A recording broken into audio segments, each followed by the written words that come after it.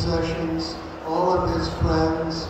He was now in a strange place, sitting on the beach, having survived this great catastrophe. আমরা একটা প্রাচীন গল্প শুনবো যেখানে একজন শেফার সে সবকিছু হারিয়েছে, তার সমস্ত সহায় সম্পদ হারিয়েছে এবং সে চেষ্টা চালিয়ে যাচ্ছে। And he said to himself, I'm the victim of great misfortune. I've been in a situation where I've lost everything I own, all my money, all my clothes, all my property, all my family, and now I'm in a strange land far from people I know. I've been terribly afflicted.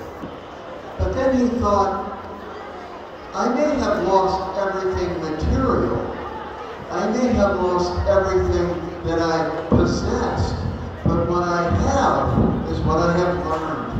My education, the books I've read, the smart people I've known, the skills I've acquired by my studies, these I have never lost.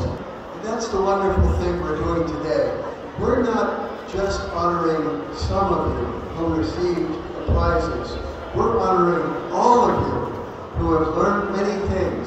And those few who win the prizes, they should be very grateful that you, their classmates and friends, have encouraged them.